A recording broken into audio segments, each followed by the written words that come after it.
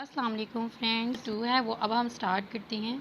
عظیم ابھی ابھی گھر میں داخل ہوئے، سامنے کوئی نہیں، پڑوس سے دودھ والے لڑکے کا دودھ لیے دروازے پر کھڑا تھا۔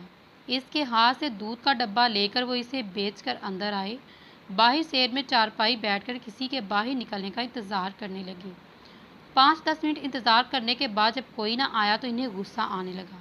گھر میں کوئی ہے یا سب کے سب مر گئے؟ وہ غصے سے اندر کی طرف دیکھتے ہوئے بولا تو نجمہ بیگم بھاگتی ہوئی باہر آئی۔ پورا کا پورا دروازہ کھلا ہے۔ محلے کا لڑکا نہ جانے کتنی دیر سے دروازے پر کھڑا تھا۔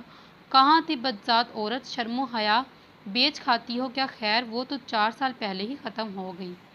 کہاں ہے تیری بیٹی؟ بلا اسے، کچھ کھانے کے لیے لا کر دے، یا وہ بھی میں باہر سے کھاؤں؟ وہ غصے سے دھاڑتے ہوئے بولا، جی ابو جی، میں بس کھانا لگا رہی ہوں۔ ابریش جلدی جلدی ہاتھ چلاتی کچن سے برتن اٹھاتی دسترخوان پر کھانا لگانے لگی، کیونکہ اپنے باپ کے غصے سے وہ اچھی طرح سے واقف تھی۔ ایک وقت جب اس کا باپ اس کے نخرے اٹھاتا تھا، نہیں تکتا تھا، اب اپنی جان لٹاتا تھا، لیکن آج وہ اس سے اتنی ہی نفرت کرتا تھا۔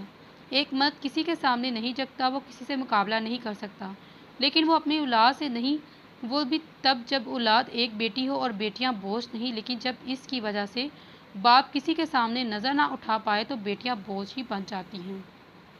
رانیہ بھی اپنے باپ کے لیے ایسے ہی بوجھ ثابت ہوئی تھی۔ آج اس کی وجہ سے اس کا باپ کسی کے سامنے نظر اٹھانے کے قابل نہ رہا، اس لیے تو ابریش بھی اپنے باپ پر بوجھ بن گئی۔ وہ جلد از جلد اس کی شادی کر کے اسے رخصت کرنا چاہتے تھے، لیکن باغی ہوئی لڑکی کی بہن سے بھلا کون شادی کرے؟ ابریش اس سارے معاملے میں بے گناہ تھی، لیکن پھر بھی اپنے باپ سے نظر اٹھا کر بات نہیں کر سکتی تھی۔ وہ اپنے باپ کی نگاہوں میں اپنے لیے بے اعتباری نہیں دیکھ سکتی تھی۔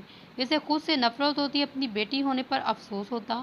وہ باپ جو سر اٹھا کر کہتا کہ اگر اللہ نے مجھے بیٹے نہیں دیے تو کیا ہوا، میری بیٹیاں میرا غرور ہے۔ اب وہ غرور ٹوٹ چکا تھا اور رانیہ وہ غرور توڑ چکی تھی۔ ہمیشہ کے لیے اب اس کا باپ سر اٹھا کر نہیں، سر جھکا کر چلتا اور لوگوں کے بیچ کھڑا ہونے سے ڈرتا۔ ابریش نے خود سے وعدہ کیا کہ وہ اپنے باپ کا سر نہیں جھکنے دے گی اور کبھی وہ غلطی نہیں کرے گی جو اس کی بہن نے کی۔ اس کا باپ صبح سے دکان پر لگا ہوتا، وہ جانتی تھی اس وقت وہ بہت بھوکا ہے۔ اس نے جلدی جلدی کھانا دسترخوان پر لگایا اور اسے بلایا۔ کھانا لگا کر وہ اپنے کمرے میں آ گئی، کیونکہ اسے پڑھنا تھا۔ کل کالج میں بہت ضروری ٹیسٹ تھا جس کے لیے اسے بہت ساری محنت درکار تھی۔ اس کے باپ نے کہا تھا اب آگے کی پڑھائی کا خرچہ وہ نہیں اٹھائے گا، جلدی سے جلد اسے رخصت کرے گا، لیکن وہ جانتی تھی اتنی جلدی اس کی شادی ہرگز ممکن نہیں۔ وہ جتنا ہو سکے اتنا پڑھنے کی کوشش کر رہی تھی۔ اس کے باپ نے اس کا خرچہ اٹھانے سے انکار کیا، اس لیے وہ زیادہ محنت کر رہی، وہ پوزیشن حاصل کر کے تاکہ اسے اسکالرشپ مل جائے، جس کی بنا پر وہ گورنمنٹ کی پڑھائی کا خرچہ اٹھائے گی۔ وہ رات دن ایک کر رہی تھی، کیونکہ وہ کچھ بننا چاہتی تھی۔ جو آنکھیں رانیہ جھکا کر گئی تھی، ان آنکھوں میں بار بار پھر سے وہ غرور دیکھنا چاہتی تھی۔ یہ کوئی وقت ہے گھر آنے میں؟ میں نے 4 بجے سے پہلے تمہارے گھر واپس آنے کے لیے کہا۔ ماموں غصے سے کھڑا اسے گھور رہا تھا، جبکہ وہ نظریں جھکائے اپنے ہاتھ دیکھ رہی تھی، جسے سب کچھ ان کی وجہ سے ہوا ہو۔ آج اس کی سہیلی کی سالگرہ تھی، جس کی بڑی مشکل سے اجازت ملی۔ اس کی سہیلی کے گھر ایک بہت بڑا درخت تھا جس پر ان لوگوں نے بچوں کے لیے جھولا لگایا، تو دنک تو جھولے کی دیوانی تھی، جاتے ہی اس جھولے پر چڑھ گئی۔ نہ پھر سالگرہ کا ہوش، نہ ہی گھر واپس آنے کا۔ اب شام 6 بجے سہیلی نے زبردستی سے گھر بھیجا تو ماموں گھر پر انتظار کر رہے تھے۔ ٹیسٹ شروع ہونے والے ہیں، اس کو ذرا ہوش نہیں، اسے اگر فیل ہو گئی تو تمہارے ٹیچر تمہیں اگر ایگزام میں نہیں بیٹھنے دیں گے۔ دنک ماموں نے اسے ڈرانا چاہا۔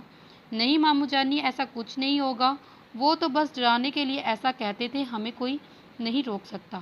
آپ پریشان نہ ہو، دنک نے جلدی سے کہا، گویا وہ بیکار میں ہی پریشان ہو رہے تھے۔ ماموں نے گھور کر دیکھا۔ بیٹا جی، بیٹھنے کے لیے کچھ آنا بھی تو چاہیے۔ مجھے یقین ہے اس سال تم پاس نہیں ہوگی گڑیا، میں ہاتھ جوڑتا ہوں، کم از کم 12ویں جماعت تو پاس کر لو۔ کیا کہیں گے دنیا والے کہ بانجی کو 4 جماعتیں تک نہ پڑھا سکا؟ ماموں نے پریشانی سے کہا۔ کوئی کہہ کر تو دکھائے، پوری 12 جماعتیں پڑھی ہیں میں نے، وہ بھی نرسری پریپ الگ، اس نے فوراً جواب دیا۔ تو یاسر، ماموں نے اپنا سر پیٹ لیا۔ اب رہنے دے یاسر، آج میں اس سے بات کرتی ہوں، مجال ہے جو یہ بات سن لے۔ یہ لڑکی ہر وقت مستیاں سوچتی رہتی ہیں، آج تو میں نے اسے بتاؤں گی، آج یہ میرے ہاتھوں سے بچے گی نہیں۔ زینب ہاتھ میں جھاڑو لیے غصے سے بولی اور دنک ڈر کر پیچھے رہی تھی۔ یاسر ماموں نے دونوں کی اداکاری پر دل کھول کر تالی مارتے ہوئے داد دی۔ کیا لگتا ہے تم دونوں کو تم دونوں کی ڈرامے بازیاں سمجھ نہیں آتی؟ مجھے سب پتہ ہے، مجھے سبق سکھاؤں گی، علاج کروں گی، یہ علاج ہوگا۔ تمہارے ماموں نے اس کی نئی سموسہ شلوار اور قمیض کی طرف اشارہ کیا جو کل رات زینت بیٹھی سی رہی تھی، کیونکہ اس کی سہیلی کی پارٹی تھی جہاں پر وہ کپڑے پہن کر جانے والی تھی۔ مامی نے بھی نظریں جھکا لی۔ ماموں 2-3 منٹ مزید باتیں سنا کر باہر چلے گئے۔ دنک اور زینت دونوں سر جوڑ کر بیٹھ گئیں۔ مامی جان آج مجھے میٹھے چاول کھانے ہیں، میں صبح ابرشت کے لیے بھی لے کر جاؤں گی۔ دنک نے زینت کی گود میں سر رکھتے ہوئے فرمائش کی۔ میری گڑیا کو چاول کھانے ہیں، ٹھیک ہے، جا جلدی سے جا کر ماموں کی دکان سے لے آ، چاول کم ہے، تب تک میں باقی چیزیں تیار کرتی ہوں۔ نہیں میں نہیں جاؤں گی، ماموں جانی کی دکان پر دیکھیے نا آپ نے کس طرح سے غصہ نکال کر گئے ہیں، یہ نہ ہو وہاں مجھے کسی بوری میں ڈال کر الٹا ہی لٹکا دی۔ وہ منہ بناتی ہوئی تیزی سے بولی تو زینت مسکراتے ہوئے خود ہی اٹھ کر چاول لینے چلی گئی۔ کیا وسیم بابا، آج آپ بھی حد کرتے ہیں، آج پہلا دن تھا میرا یونی کا اور آپ نے لیٹ کروا دیا۔ حیا نے منہ بناتے ہوئے کہا۔ ارے حیا بیٹیاں، میں نے کیا کیا ہے؟ تیار ہونے میں آپ نے 3 گھنٹے لگائے ہیں، میں تو صبح سے انتظار کر رہا ہوں۔ بس ٹھیک ہے، مجھے پتا ہے آپ سب لوگ نا ماما کی ٹیم میں شامل ہو چکے ہیں، اب آپ لوگ میرا ہر کام میں کیڑے نکالتے ہیں۔ ایک بار میرے بیسٹ فرینڈ ریحان عالم گھر واپس آئیں، پھر دیکھیے سب کی بولتی نہ بند کروا دی، میرا نام بھی حیا نہیں۔ دیکھا، اب مجھے باتوں میں لگا کر آپ میری کلاس مس کروانا چاہتے ہیں، جا رہی ہوں میں یہاں سے۔ وہ پاؤں پٹک کر وہاں سے نکلنے لگی تو بابا نے خدا کا شکر ادا کیا کہ مصیبت ٹلی۔ وہ کتابوں سے بھرا ہوا بیگ اور ہاتھوں میں بڑا سا رجسٹر لیے ایک طرف فون کو سنبھالتی، کبھی اپنا بیگ جب آ کر کسی سے ٹکرائی۔ سنبھال کر چلو لڑکی، کیا ہے تمہیں؟ سامنے ایک لڑکا تھا، بلو جینز اور ریڈ ہاف سلیو شرٹ پہنے، بالوں کو جل سے اوپر کیے، آنکھوں پر کالا چشمہ، شاید دھوپ سے بچنے کے لیے تھا یا شاید سٹائل مارنے کے لیے وہ کافی ہینڈسم تھا۔ آئی ایم سوری، میں نے دھیان نہیں دیا، حیا نے معذرت کی۔ کوئی بات نہیں، آج یونی میں تمہارا فرسٹ ڈے ہے نا، اس نے یقین سے کہا۔ تمہیں کیسے پتا؟ اس یونی میں ہزاروں کی تعداد میں اسٹوڈنٹ تھے، کسی کو یاد رکھنا اتنا بھی آسان نہ تھا جتنا یقین سے وہ کہہ رہا تھا۔ اب اتنی کتابیں رجسٹر صرف اسٹوڈنٹس پہلے دن ہی لاتے ہیں، اس نے مسکراتے ہوئے کہا۔ واقعی یہ سچ بات تھی، حیا جب سے یونیورسٹی آئی تھی اس نے یہ بات بہت نوٹ کی، جس طرح سے ان نے کتابوں سے بیگ بھرا اٹھا رکھا تھا، اس کے جیسا ایک اسٹوڈنٹ کا بھی نہیں تھا۔ کون سی کلاس میں ہو تم، اور تمہاری ہیلپ کر دوں؟ سامنے کھڑا لڑکا اتنا اچھا تو نہیں لگ رہا تھا جتنا وہ بن رہا تھا۔ نہیں ضرورت نہیں، میں خود ہینڈل کر لوں گی۔ اسے لگا شاید وہ اس کا مذاق بنانے یا اس کے ریگنگ کرنے کے لیے ہے، اس کی ہیلپ کی آفر کر رہا ہے، کیونکہ یہاں آنے سے پہلے وہ اس یونیورسٹی کے بارے میں بہت کچھ جان چکی تھی۔ دیکھو لڑکی، وسیع حیدر ہر کسی کی یہ آفر نہیں کرتا، تم خوش قسمت ہو کہ تم مجھ سے ٹکرائی، اور اگر اور کسی سے ٹکراتی ہو یقین کرو اس وقت تمہاری درگت بنا چکی ہوتی۔ خیر، تمہیں اگر مجھ پر یقین نہیں تو کوئی بات نہیں، تم فرسٹ ایئر کی اسٹوڈنٹ ہو، اس لیے 2nd فلور پر 3rd کلاس میں جانا اور کہیں بھی گھسنے کی کوشش مت کرنا، میں تمہیں وہیں ملوں گا۔ فی الحال مجھے کینٹین جانا ہے کیونکہ میں نے ناشتہ نہیں کیا، مجھے بھوک لگی ہے۔ اگر تم چاہو تو میرے ساتھ آ سکتی ہو۔ نہیں مجھے نہیں آنا، تھینک یو سو مچ، حیا نے منہ بنا کر کہا اور وہاں سے نکل گئی، جبکہ وسیع سے جاتا دیکھ کر مسکرایا۔ عجیب آدمی ہے، دیکھو بندے کو خوش قسمت ہوں تم مجھ سے ٹکرائی، حیا نے منہ بنا کر نقل اتاری۔ ریلیکس حیا، اب تو یونی آئی ہو تو ایسے نمونوں سے تیرا آمنا سامنا ہی پڑے گا، سو بی ریڈی۔ وہ بڑبڑاتے ہوئے اپنی کلاس کی طرف بڑھ لی۔ ویسے بھی جو بھی تھا بندے نے ایڈریس بالکل ٹھیک بتایا، حیا سوچ کر کلاس میں انٹر ہوئی۔ اسے یہاں صرف 2 ماہ ہی رہنا تھا کیونکہ 2 ماہ بعد اس کی شادی تھی۔ اس نے اپنی شادی سے پہلے یہ خواہش پوری کرنی تھی، اس یونی میں جانا، اور ریحان اس کی کوئی بھی خواہش ادھورا نہیں چھوڑنا چاہتا تھا۔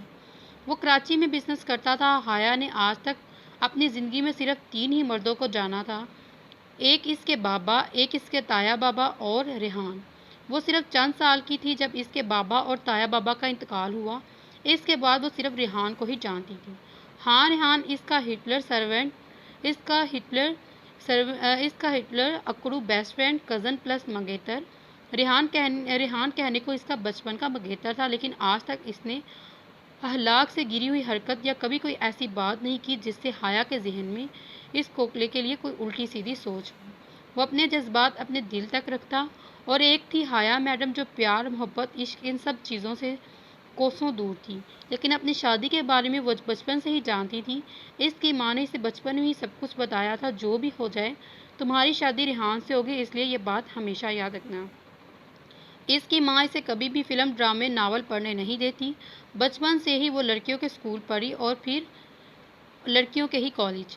ایسا پہلی بار تھا کہ اس نے کوئی ایجوکیشن یونیورسٹی میں ایڈمیشن لیا، اور وہ بھی صرف 2 ماہ کے لیے، کیونکہ اس کے بعد تو اس کی شادی ہی ہونی تھی۔ اور پھر ریحان دا اکڑو کا کہنا تھا کہ وہ اپنی پڑھائی جاری رکھے، جبکہ اس کا ایسا کوئی ارادہ نہیں تھا، وہ تو بس یونی دیکھنے کے لیے آنا چاہتی تھی۔ اس نے اپنی اکلوتی سہیلی سے یونی کے بارے میں کچھ سنا تھا، اس کے بعد اس کے دل میں یہ شوق پیدا ہوا کہ وہ بھی یونی جائے۔ اس نے 2 لیکچر لیے، پھر خاصی بور ہو کر کینٹین میں آ گئی۔ عجیب یونی تھی، ابھی تک کسی لڑکی نے اسے سیدھے منہ تک بات نہیں کی۔ یہ کیا بات ہوئی، ابھی تک میری کوئی سہیلی ہی نہیں بنی۔ خیر مجھے کوئی ضرورت نہیں یہاں اپنی فرینڈ بنانے کی، میں نے ویسے بھی 2 ماہ بعد کراچی کی بڑی والی یونی میں ایڈمیشن لینا ہے۔ سنو لڑکی، کسی نے تنگ تو نہیں کیا؟ مجھے بتانا، کسی نے ڈرنے یا گھبرانے کی ضرورت نہیں۔ وسیع اس کے ٹیبل پر آ کر بیٹھا اور شروع ہو گیا۔ ایکسکیوز می، میں نے آپ کی ہیلپ نہیں مانگی، آپ ہر تھوڑی دیر بعد مجھے تنگ کرنے آ جاتے ہیں۔ میں نے کہا مجھے آپ کی فرینڈشپ کی ضرورت نہیں، پلیز مہربانی فرما کر آپ یہاں سے جا سکتے ہیں۔ صبح سے اسے برداشت کر رہی ہوں، اب اس کے صبر کا پیمانہ جواب دے کیا تھا۔ خیر چھوڑو، یہ میرا نمبر ہے، مجھے پتا ہے تو میں لیکچر سمجھ نہیں آیا، اگر میری ہیلپ کی ضرورت ہوئی تو مجھے کال کرنا۔ اپنا نمبر اس کے بیگ میں رکھ کر وہ چلا گیا، جبکہ حیا منہ کھولے سے دیکھتی رہی۔ یہ کیا بات ہوئی، زبردستی کا میرا دوست بننے کی کوشش کر رہا ہے، حد ہی ہوگی۔ وہ ابھی تک ان سوچوں میں تھی جب اس کا موبائل بجا۔ یہ موبائل بھی اسے چند دن پہلے ریحان سے ہی ملا تھا۔ ریحان کا نمبر دیکھ کر وہ مسکرائی۔ السلام علیکم ہٹلر، میں آپ کو بہت مس کر رہی ہوں۔ حیا فون اٹھاتے ہی شروع ہوگی۔ میں ٹھیک ہوں، تم سناؤ کیسا گزرا دن تمہاری یونی کا پہلا؟ ریحان نے مسکراتے ہوئے کہا، بہت بورنگ، ابھی تک میری ایک بھی سہیلی نہیں بنی۔ میں نے سوچا اس میں پریشان ہونے والی کیا بات ہے، ویسے بھی تو شادی کے بعد کراچی چلے جاؤں گی تو وہیں یہ سب سہیلیاں بناؤں گی۔ وہ اتنی آسانی سے اپنی شادی کی بات کرتی تھی جیسے شادی نہیں بلکہ پکنک منانے جا رہی ہو۔ ریحان کو اس کی یہی باتیں بہت عجیب لگتی، لیکن اب اچھے لگنے لگی۔ وہ تو بچپن سے ہی اسے چاہتا تھا، اور اب کچھ ہی مہینوں میں ہمیشہ کے لیے اس کی ہو جانا تھا۔ اب صاف ستھرے ذہن کے ساتھ ریحان نے آج تک اس کے ساتھ کوئی 2 معنی بات نہیں کی، کیونکہ وہ چاہتا تھا کہ شادی کے بعد وہ اسے محبت کا مطلب سمجھائے۔ وہ اسے بتائے کہ بچپن سے لے کر ہر دن کے ساتھ اس کی محبت بڑھتی چلی گئی۔ حیا صرف اس کی ہے اور بہت جلد صرف اور صرف اس کی ہی ہو جائے گی۔ وہ گہری نیند میں تھا جب اس کا فون بجا۔ اس نے ایک نظر اپنے ساتھ سوئی حسین لڑکی پر ڈالی، اس کا دل اچانک خراب ہوا۔ اوہ ہیلو، میں نے تم سے کہا میرے جاگنے سے پہلے یہاں سے دفع ہو جانا، مگر تم یہیں پڑی ہو۔ چلو اٹھو، نکلو یہاں سے۔ وہ غصے سے دوڑا۔ ڈارلنگ، تم نے کہا تھا صبح جانا ہے، لیکن ابھی تو صبح ہوئی نہیں، ابھی تو جسٹ رات ہے۔ لڑکی اس کے گردن کے گرد بازو پھیلائے ہوئے بولی، جب دورک نے ایک ہی جھٹکے سے اسے دھتکارا اور زمین پر جا گری۔ نشہ اتارنے کے بعد اسے کوئی حسینہ اچھی نہیں لگتی۔ Your time is over now. اب اس کا دھیان اپنی آنے والی فون کال پر تھا۔ بیبی، رات کو تم بہت خوش تھے میرے ساتھ کھڑی۔ لڑکی کو اپنی توہین برداشت نہ ہوئی، لیکن اس امیر بندے کے سامنے کچھ بول کر وہ اس کا اپنا ریلیشن خراب نہیں کرنا چاہتی تھی۔ رات کو پیسے میں نے تمہارے منہ پر مارے تھے، اب اور کیا چاہتی ہو مجھ سے؟ اپنی دی گئی رقم وصول کر چکا ہوں، اب منہ اٹھاؤ اور یہاں سے دفع ہو جاؤ۔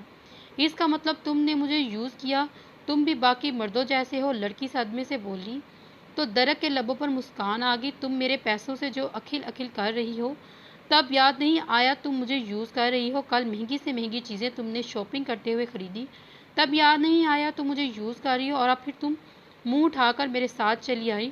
میں نے ایک بار بھی نہیں کہا میرے ساتھ آؤ، جو پیسے دیے تھے اس کی وصولی میں کر چکا ہوں، اب نکلو یہاں سے۔ درک اسے جواب دے کر اپنے آنے والے فون کی طرف متوجہ ہوا۔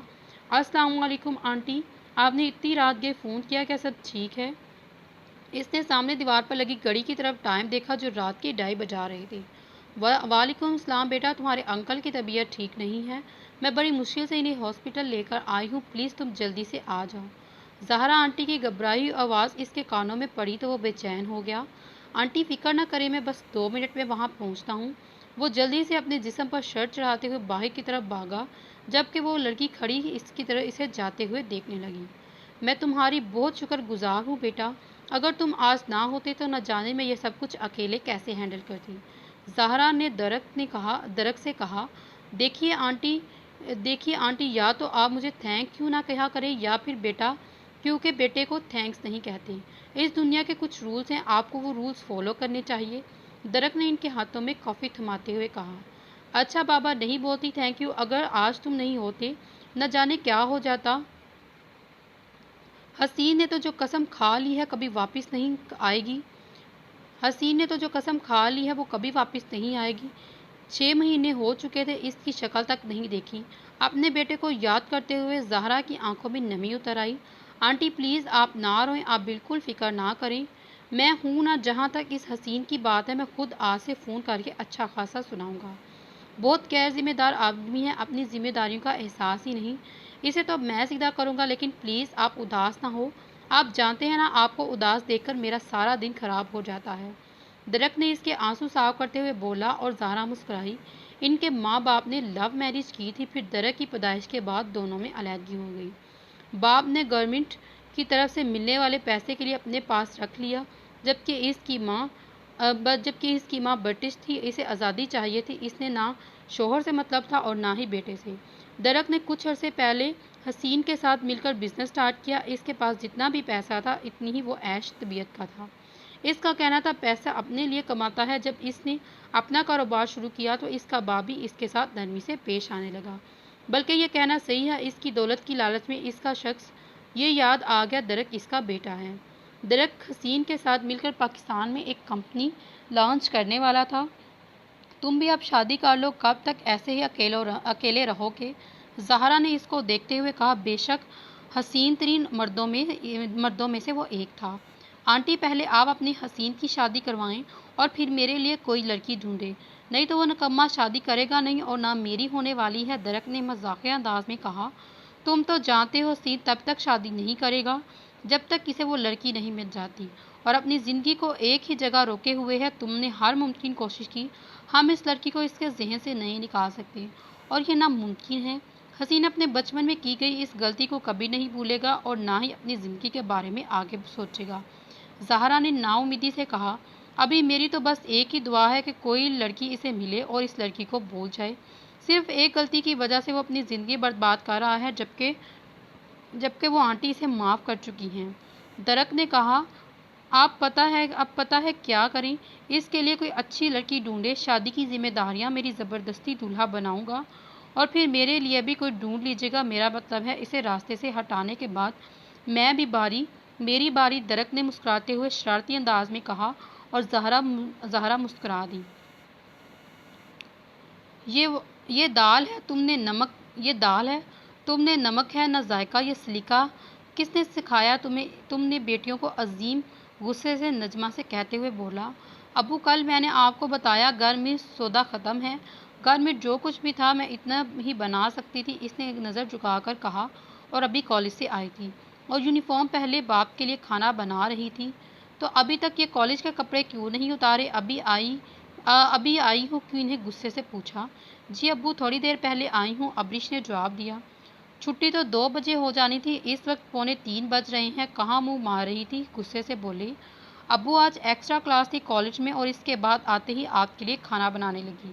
بس احسان جتانے کی ضرورت نہیں، میرے لیے کھانا بنا رہی تھی، اچھے سے جانتا ہوں کیا کرتی پھرتی ہو، بے وقوف سمجھ رکھا ہے مجھے، ایک بار کان کھول کر سن لو۔ ابریش اگر تم نے بھی اپنی بہن کی طرح منہ کالا کیا تو مجھ سے پہلے بتا دوں تاکہ میں زہر کھا کر مر جاؤں گا، کیونکہ یہ ذلت میں برداشت نہیں کر سکتا، وہ غصے سے بولا اور ابریش تڑپ اٹھی۔ ابو یہ کیسی باتیں کر رہے ہیں؟ میں ان کے قدموں میں بیٹھی رو رہی تھی جبکہ وہ اسے دیکھے بنا کھانا چھوڑے باہر نکل گئے۔ مامی مجھے گول گپے کھانے ہیں، پیسے دیں مجھے، اس نے ٹفن تھماتے ہوئے کہا۔ جی نہیں بیٹا، آپ نے کوئی گول گپے نہیں کھانے، رات بھر گنک گنک کر آپ کو سکون کھانس کھانس کر آپ کو سکون نہیں ملا؟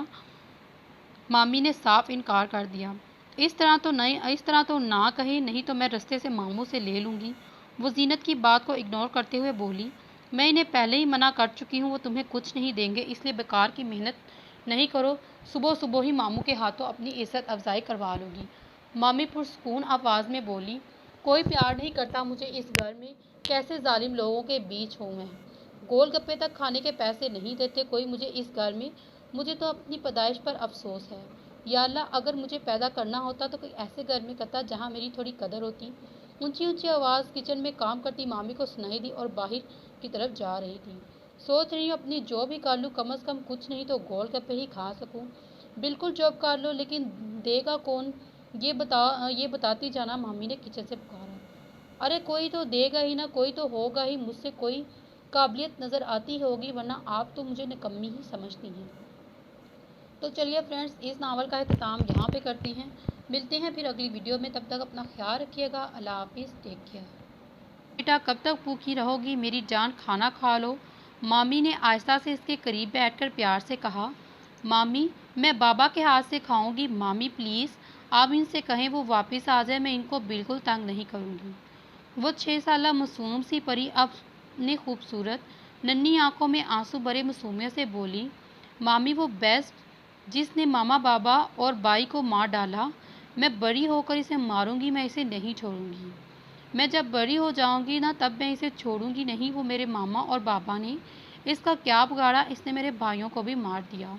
وہ روتے ہوئے مامی کے گلے لگ کر دھیرے دھیرے بولی، سب رشتہ داروں نے دنک کو چھوڑ دیا تھا، کوئی اس کا سہارا نہ بنا سوائے اس کے ماموں کے۔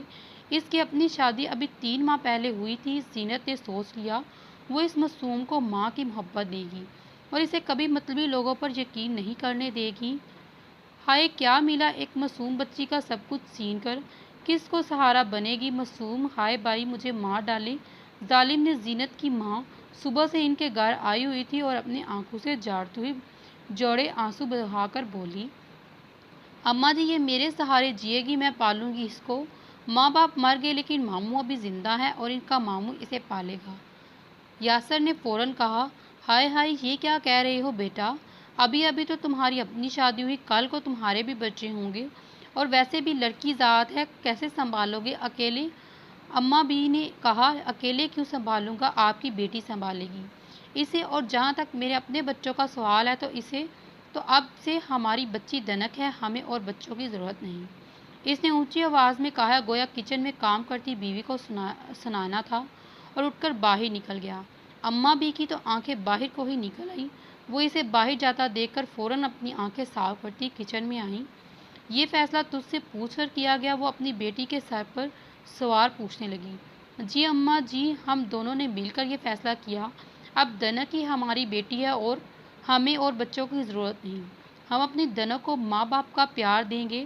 زینت نے کہا تو اماں کا دل چاہا کہ اپنی بیٹی کی جان نکال دے، جس کی ابھی 3 ماہ پہلے شادی ہوئی، دماغ خراب ہو گیا ہے، ایک تو کنگال آدمی سے شادی کر دی، تیرے باپ نے تیری جس کے پاس ایک دکان اور سوائے چھوٹے سے مکان کے کچھ نہیں، اور اب اس بچی کی اور اس کی بہن کی بچی پالے گی۔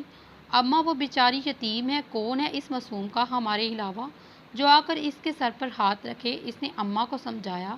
تو کم از کم نہیں ہے خبردار جو اس لڑکی کی ماں بننے کی کوشش کی، 6 سال کی ہے، گھر پر لگا اسے اور جلدی سے جلدی اپنے بچے کی تیاری کر، شوہر کا دھیان رکھ، اس پر سے ہٹا اور اپنے بچے کی طرف لگا۔ اماں نے سمجھاتے ہوئے کہا۔ ایک پل کے لیے زینت کو اپنی ماں کی سوچ پر افسوس ہوا۔ اماں آپ نے سنا ہے ابھی یاسر نے کیا کہا، دنک ہی ہماری بیٹی ہے اور ہم اسی کا خیال رکھیں گے، زینت نے اماں کی کسی بات پر دھیان نہ دیتے ہوئے کہا۔ کر لے بیٹا کر لے اپنی من مانی، کر لے، کل جو تجھے اولاد نہیں ہوگی پھر یہ دنک بھی اپنے رنگ دکھائے گی تو ماں کی باتیں یاد آئیں گی، ابھی بھی وقت ہے، کیوں اس کے لیے زندگی برباد کر رہی ہو، کیونکہ اپنی جنت مار رہی ہو۔ اماں نے اسے سمجھانا چاہا، اماں دنک میری بیٹی ہے اور یاسر میرے شوہر، اور شوہر کے حکم کے خلاف جا کر میں جہنم نہیں کماؤں گی، اور دنک کو پال کر اسے اچھی تربیت دوں گی، اس کی ماں بن کر بھی جنت کما سکتی ہوں۔ خدا کے لیے میرے ذہن میں یہ فطور نہ ڈالے، اللہ کا فیصلہ ہے اور مجھے دنک کی ماں بنا رہا ہے اور مجھے یہ فیصلہ منظور ہے۔ ڈیڈی، میں نے ان آنٹی سے وعدہ کیا ہے کہ میں ان کی بیٹی کا خیال رکھوں گا۔ ہم پاکستان نہیں چھوڑ سکتے، پلیز سمجھنے کی کوشش کریں۔ میں ان آنٹی سے کیا ہوا وعدہ نہیں بھولوں گا، میں ان کی بیٹی کا خیال رکھوں گا، اسے کسی چیز کی کمی نہیں ہونے دوں گا۔ پلیز پاکستان واپس چلے، مجھے اس لڑکی کو ڈھونڈنا ہے۔ حسین اپنے سر درد کو اگنور کیے مسلسل بول رہا تھا، بیٹا تمہیں ریسٹ کی ضرورت ہے، اس وقت تم اپنی فکر کرو، میں ڈھونڈوں گا اس بچی کو، تمہیں آرام کی ضرورت ہے، ورنہ تمہارا درد بڑھ جائے گا اور میں خود پاکستان جاؤں گا، اس لڑکی کا پتہ کر کے اسے ڈھونڈوں گا، یہاں لے کر آؤں گا تمہارے پاس، رضوان نے سمجھاتے ہوئے کہا۔ انہوں نے مجھ سے صرف اس لیے معاف کیا کیونکہ میں نے ان کی بیٹی کا خیال رکھنے کا پرومس کیا، اگر میں اس کا خیال نہیں رکھوں گا تو وہ آنٹی مجھے معاف نہیں کریں گی، پلیز ڈیڈ۔ وہ رضوان صاحب کی منتیں کرنے لگا، دیکھو بیٹا، میں اس لڑکی کو ڈھونڈوں گا اور یہاں لے آؤں گا تمہارے پاس، تم اس کا بہت سارا خیال رکھنا، لیکن فی الحال تمہیں آرام کی ضرورت ہے، پلیز میری بات سمجھنے کی کوشش کرو، میں نے ان لوگوں کا ایڈریس ڈھونڈا ہے لیکن ابھی نہیں مل رہا، وہ لوگ شاید ہمارے شہر کی نہیں لیکن انہیں ڈھونڈنے کی کوشش کر رہا ہوں، تم آرام کرو، تمہیں آرام کی ضرورت ہے۔ وہ اسے پیار سے سمجھاتے ہوئے جھوٹ بولنے لگے، ڈیڈ آپ اسے لے کر آئیں گے تو پھر میں اس کا بہت سارا خیال رکھوں گا، ان آنٹی سے کیا ہوا وعدہ نبھاؤں گا۔ وہ ان کے گلے لگ گیا۔ ہاں میری جان، تم جیسا کہو گے ہم ویسا کریں گے، رضوان صاحب نے سوچتے ہوئے کہا۔ سر آپ نے بابا سے جھوٹ کیوں بولا کہ آپ نے ان لوگوں کا پتہ کیا، جبکہ سچ تو یہ ہے آپ نے ان لوگوں کے بارے میں کچھ بھی پتہ نہیں کیا، اختر نے رضوان سے پوچھا۔ کیونکہ میرا دماغ خراب نہیں ہے، حسین ابھی بچہ ہے، صحیح غلط کی پہچان نہیں، اسے وہ نہیں جانتا کہ وہ کتنے برے طریقے سے پھنس سکتا ہے، تمہیں کیا لگتا ہے وہ ان لوگوں کے سامنے جائے گا تو وہ ان کا کوئی ایکشن نہیں ہوگا، ان کو پتہ چل گیا یہ سب کچھ حسین نے کیا ہے تو وہ ضرور اس کے خلاف ایکشن لیں گے، اسے جیل بھجوانے کی کوشش کریں گے، ڈاکٹر نے کہا ہے کہ مجھے اسے ہر طرف کی ٹینشن سے دور رکھنا ہے، اسے ٹینشن نہیں دینی، اس لیے میں نے یہ جھوٹ بولا، اور تب تک حسین پاکستان نہیں جائے گا جب تک اس کی فیملی کو بھول نہیں جاتا، رضوان صاحب نے فیصلہ کرتے ہوئے کہا۔ ریحان، یہ لڑکی میری کوئی بات نہیں سنتی، تم بھی چلے جاؤ گے تو بالکل ہاتھ سے نکل جائے گی، صوبیہ نے پریشانی سے کہا۔ ریحان اسٹڈی کے سلسلے میں لندن جا رہا تھا تو مجھے بھی ریحان کے ساتھ بھیج دے، حیا نے منہ بنا کر کہا۔ آج صبح سے اس نے کوئی شرارت نہیں کی تھی، بس ایک ہی بات کہہ رہی تھی کہ ریحان کو اس سے دور نہ بھیجے ورنہ اسے بھی ساتھ بھیجے۔ ریحان آپ وہاں جا کر مجھے بھول تو نہیں جائیں گے؟ وہ معصومیت سے منہ بناتی ہوئی پوچھنے لگی۔ نہیں حیا، میں تمہیں نہیں بھول سکتا، تم تو میری بہت پیاری دوست ہو نا، اور پھر آپ کی مجھ سے شادی بھی ہونی ہے، ریحان کی بات کو حیا نے مکمل کیا۔ ریحان نے ایک نظر سامنے بیٹھی صوبیہ اور زائمہ کو دیکھا جو ایک دوسرے کو مسکرا رہی تھی، اتنی سی عمر میں حیا پر ان کی شادی کی بات ظاہر کرنا اسے ٹھیک نہیں لگ رہا تھا۔ ٹھیک ہے تو زائمہ کو بھی نہیں لگتی، لیکن صوبیہ چاہتی تھی حیا ہمیشہ اس چیز کے لیے تیار رہے تاکہ آگے جا کر کوئی مسئلہ نہ ہو۔ بیٹا، میں ہر جگہ اس لڑکی کو ڈھونڈا لیکن نہ جانے وہ لوگ کہاں چلے گئے، آئی ایم سوری، وہ لوگ کہیں نہیں مل پا رہے، رضوان صاحب 1 مہینے سے پاکستان آئے تھے، حسین جب بھی انہیں فون کرتا وہ کسی نہ کسی میٹنگ میں بزی ہوتے، جب حسین کو وہ یہ کہتے کہ وہ اس لڑکی کو ڈھونڈ رہے ہیں، رضوان صاحب نے انہیں ڈھونڈنے کی کوشش نہیں کی، جبکہ حسین کو یہ لگا اس کا باپ اس کی بہت فکر کرتا ہے اور اس لڑکی کو ڈھونڈ رہا ہے، اس کا وعدہ پورا کرنے میں اس کی مدد کر رہا ہے، رضوان صاحب کو لگا جب کچھ وقت میں حسین لڑکی کو بھول جائے گا، لیکن اب وہ لڑکی بری طرح سے اس کے ذہن میں سوار ہو چکی تھی، ہر وقت اس لڑکی کے بارے میں سوچتا رہتا، وہ اسے بالکل نہیں بھلا پا رہا تھا، اس کی پوری زندگی متاثر ہو چکی تھی، وہ جب بھی اس لڑکی کے بارے میں بات کرتا رضوان صاحب اس کی توجہ کہیں اور کرنے کی کوشش کرتے، وہ صرف ایک ایکسیڈنٹ، حسین تم اس کو کیوں اپنے ذہن میں سوار کر رہے ہو، میرے خیال سے تمہیں اس کو بھول جانا چاہیے اور اپنی لائف انجوائے کرنی چاہیے، میرے خیال سے تم اس لڑکی کو ڈھونڈ کر بس اپنا ٹائم ویسٹ کر رہے ہو، نہیں میں اپنا وعدہ نبھانا چاہتا ہوں، میں نے آنٹی سے وعدہ کیا ہے میں ان کی بیٹی کا خیال رکھوں گا۔ تو یہ والا پارٹ اب یہاں پہ کمپلیٹ ہوتا ہے۔